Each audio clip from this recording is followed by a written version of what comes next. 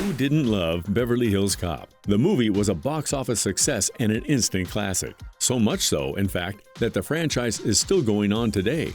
But did you know the franchise almost looked entirely different? Before Eddie Murphy was cast as the Axel Foley we all know and love, Sylvester Stallone had the part, and he wrote the script into an action movie. He ended up using most of those ideas in his later film, Cobra. But it's crazy to imagine Beverly Hills Cop as anything else. Here, right now!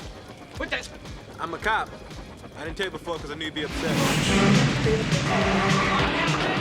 Well, it is pretty sporty! Don't complain! But where are the stars of the very first film now? If you've been wondering, look no further. Today, we'll be covering the ins and outs of their careers, from run-ins with real police to hosting radio shows. Sure, we didn't get Axel Foley in a stolen Lamborghini playing chicken with an oncoming freight train being driven by the ultra-slimy bad guy like we would have with Sylvester Stallone's version, but we got Eddie Murphy's fast-talking underdog cop instead, and what better character would we possibly ask for? Eddie Murphy was just 23 when Beverly Hills Cop was released, and it launched his movie career in a big way. Now at 62, he has quite the filmography under his belt. He's a prolific comedian and actor, and he's starred in everything from raunchy comedies to children's films. You may have seen him in Coming to America, The Nutty Professor, Norbit, The Haunted Mansion, or heard his voice in the Shrek films or Mulan. This is love! Hello! But did you also know that he's had a pretty impressive singing career too? You may have heard his song Party All the Time, the result of a $100,000 bet with Richard Pryor, who, at the time, didn't believe Eddie Murphy had any real singing talent. He shouldn't have taken the bet because Murphy sure proved him wrong. The song was a hit, and he went on to perform songs for many of his films, including the Shrek movies. Murphy has been married once and has 10 children with his various partners, but it hasn't been all roses for the talented actor. In 1997, Axel Foley had his own run-in with the Santa Monica police. He was pulled over with a prostitute in his car. According to his publicist, he was just giving her a ride home and had no intention of paying her for sex. And she actually had no idea who he was. Imagine that. He was never arrested for anything, but it did stir up some trouble for his career. Judge Reinhold, who played Billy Rosewood, did do jail time. However, though his run-in wasn't quite Beverly Hills adjacent. The actor was 27 when he starred as the rookie detective in Beverly Hills Cop, but his role was almost cut short at the hands of Sylvester Stallone. In another major change to the script, Rosewood was almost renamed Siddons and killed off in an action scene halfway through the film. It's hard to imagine the franchise without him, and it's not the only one.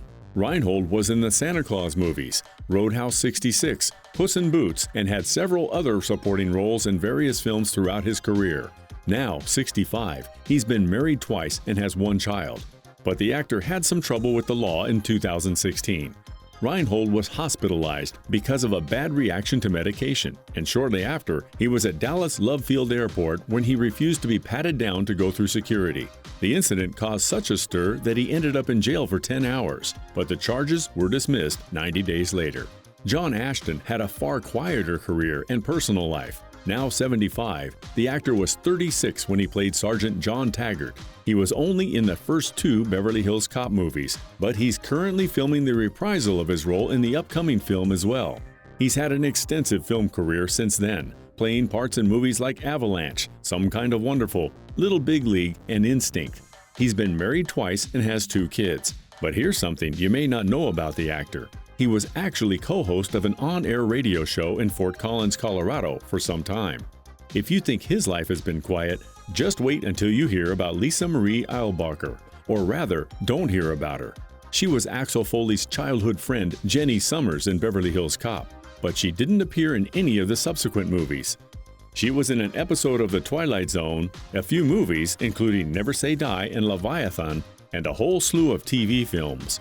But her last one was released in 1995, as she dropped off the map shortly thereafter. There were actually 3 actors in her family, but she and her 2 siblings seem to have had equally abrupt exits from Hollywood. She leads a largely private life and has no other projects or scandals to speak of. She did marry Bradford May in 1988. The two probably met on set while filming The Twilight Zone, since he directed a portion of the episode in which she acted. Nobody seems to know where she is now, but it would be wonderful to see her return for a cameo in the newest Beverly Hills Cop. Steven Berkoff, however, couldn't exactly reprise his role, given his character's fate at the end of the original movie.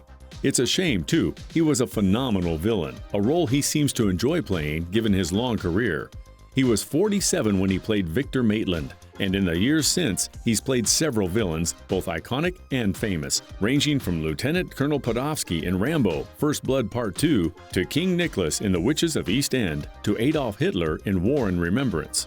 He once even said he thought it was flattering to play so many villains. All the best actors do. Well, they're all enjoyable because it's all play acting. Berkoff is also a playwright and stage director. His work is mostly in your face, according to drama critic Alex Sears. He said that either audiences feel like fleeing the building, or they are suddenly convinced that it is the best thing they have ever seen and want all their friends to see it too.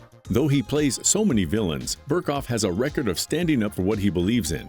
He often speaks out against the anti-Semitism present in British culture, though some of his opinions, such as those about Zionism, are a bit polarizing. He has been married twice and has 2 children.